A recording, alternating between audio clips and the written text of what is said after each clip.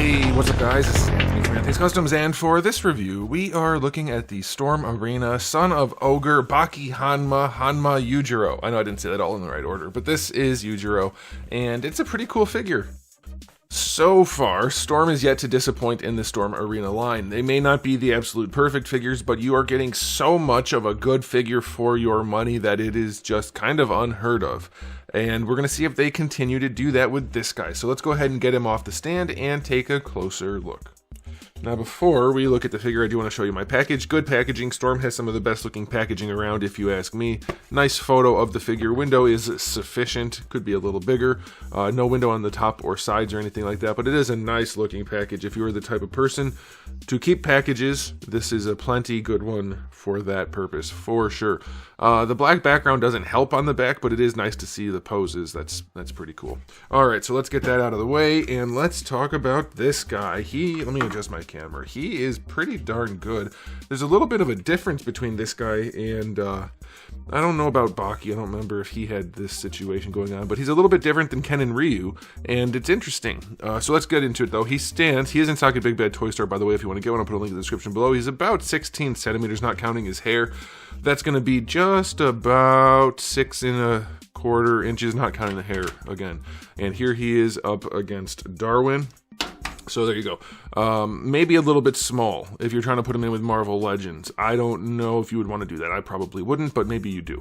Okay, so this guy, pretty cool looking. Obviously, this whole franchise is not hyper realistic. They're hyper exaggerated. So as far as proportions and things like that go, there's a lot of leeway on this figure, which, I mean, it matches the source material well enough, so I can't really complain about that. But let's do a question of the day. Are you a fan of the style from Baki, or do you hate it?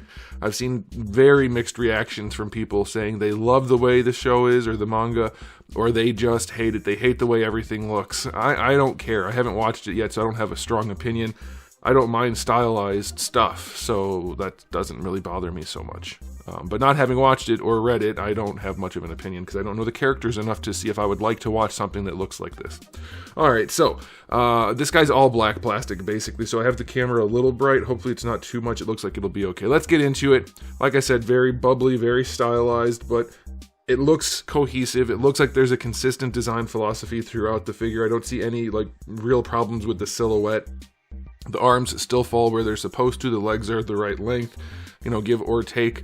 For stylization, it's tricky, but you still have to do things the right way, and it looks like they did. It looks like they matched things up pretty well. He's got the butt going on there, big old bubble butt on this guy, and big old bubble chest, and it looks like it's supposed to. And then as far as the details go, I think he looks fantastic.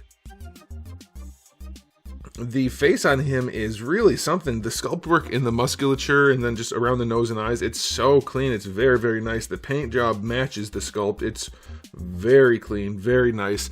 The hair is wonderful. There is like a black wash going on throughout that.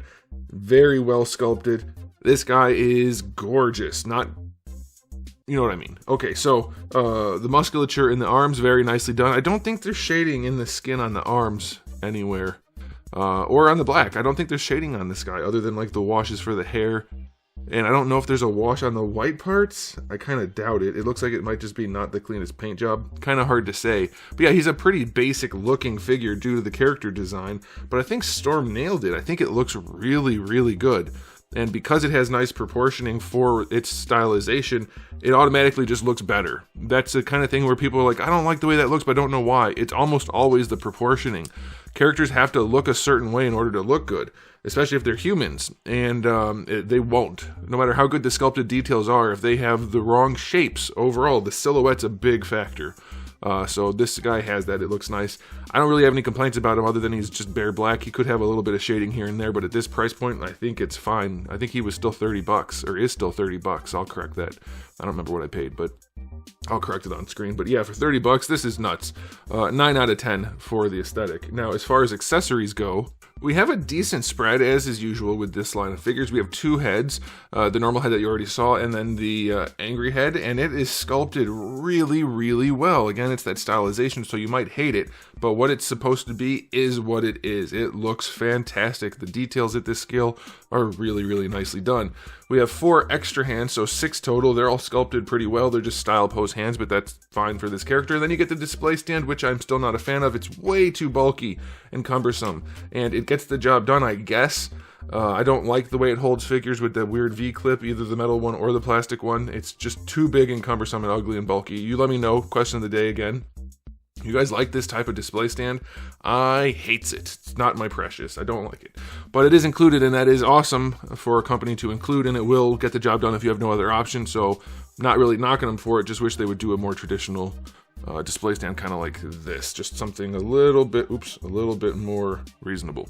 Accessory wise, 9.5 out of 10. That's a lot for this price point. Now, as far as articulation goes, that's going to be a selling point on this guy, and well, it works. It's pretty good, I'll tell you that. Let me pop the head off. The hair does get in the way a little bit. He has a stumpy little ball peg. They didn't have much of a choice because his head's so little.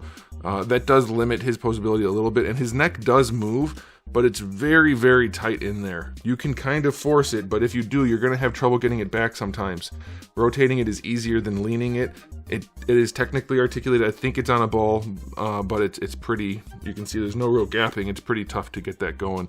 And then his hair is pretty stiff on here, so you will be limited for the head. You're not going to get a ton of stuff going on here, so that's kind of a bummer. Nothing super dynamic from the neck up. Luckily, the rest of him works pretty well. For his butterfly joint, I don't remember this being the case, but for Ryu or Ken or Baki, but it goes up and down and it swings out. Now, it swings out a whole bunch, so it can get super goofy and ugly, and that's not ideal unless you are just doing a photo from the front, in which case you can definitely make him do poses. So it's a pretty good butterfly joint, and having the extra posability up and down is nice.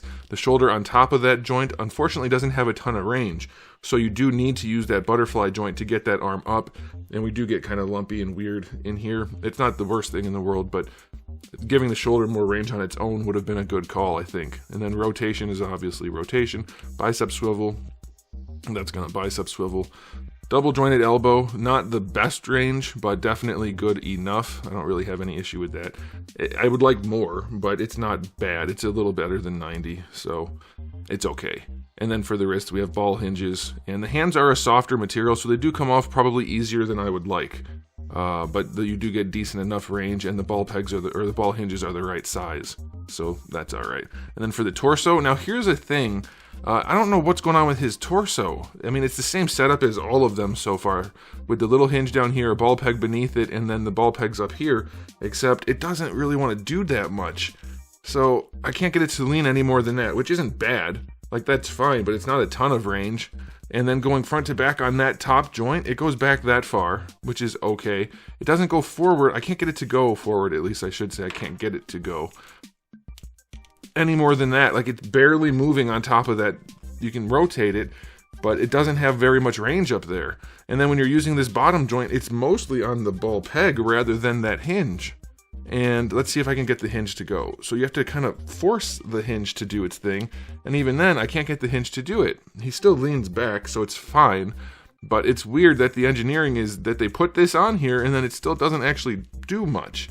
And then trying to get him to lean forward with the hinge, you can do it, but it doesn't actually add anything, and I'm thinking that's why they're starting to go away from it, because that hinge in there doesn't really do much work, and it just cuts up the sculpt for not much benefit. A good ball peg down here and a good ball peg up here will definitely get the job done without having to deal with that extra joint that is questionable at best. Now, for the hips, we do have drop downs, which is unfortunate.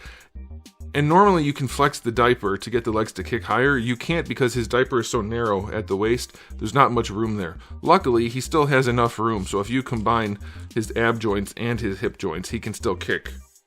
I mean, it's still fine. It's good. It's really good. It still works if you don't mind the drop downs. And these aren't the worst example of drop downs, so that's okay. They're probably the best way to do drop downs if you're going to. He still has all the range he needs. They're not super loose. They do have the usual drop down annoyance where you're fighting with both legs, but it's not so bad. And then they do go back a little bit with those big old butt cheeks back there. But yeah, he has a hard crotch underneath the diaper, so that's not really flexing in any real way, so be aware of that. Thigh swivel is just a thigh swivel, double jointed knees. He's actually better proportioned than the Storm Collectibles one. It's still exaggerated and not realistic, but it does work on this guy, so that's fine. His knees are huge though. because of the way Storm does their knees, this is a humongous knee with the baggy pants. It's too long this way and too much material on either side of the joint. They really should refine that more. Like, this gets the job done enough. Obviously you have the range, but holy crap. The knee itself is longer than the lower leg. So it definitely can get ugly. And then for the ankle, not the best range that I would prefer. It's just the ball hinge. You can bring the toe down, which is nice. Bringing the toe up, though, is basically, it's almost zero. So that sucks. And then the ankle rocker, again, pretty limited.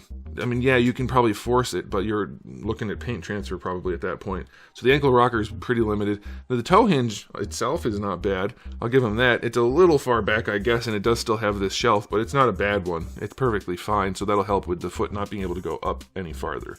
So his articulation, it's pretty darn good, but not as good as it might otherwise have been. Like, they've done better. Is it still enough for this figure? Yeah, for sure. It's still a $30, give or take. I'll correct it if I'm wrong again. $30 figure with really good articulation. It looks good, good accessories. No real problems overall, just things that should have been better. So I'll give his articulation for Storm an 8, I guess. It's still going to pose really nicely, but there's some weird stuff, some tricky things that you're going to have to deal with and that kind of thing. But yeah, this is a really, really nice figure that you're going to enjoy for sure.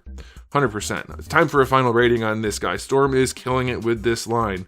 First, Jada was killing it with their line, and everybody was like, hey, these are really good. They have some things that could be better, but wow, for the money, incredible. And then Storm was like, haha, I can do even better. And they did. This line is nuts for the money. It is unequivocally the best line for the money at this point. It's not even close. They are easily the best line for the money. So I'm going to give this guy an overall rating of 9, let's say 9.5 out of 10. Yeah, it's not perfect, but for such a low price, you cannot do better. It's not even close. These guys are almost the same price. I mean, it's even closer now that Marvel Legends are up from what Darwin cost, but I'm pretty sure he was the first $26 figure. So he would easily be one of the $28 ones. That's nuts. Yeah, definitely a great pickup, guys. Let me know what you think in the comment section below, but I'm done there. So thanks for watching. If you enjoyed the video, please do give it a thumbs up. If you didn't, give it a thumbs down. And if you haven't subscribed, you should. I have new videos just about every single day and thousands already on the channel. So make sure you come back for all of that. And in the meantime, keep collecting.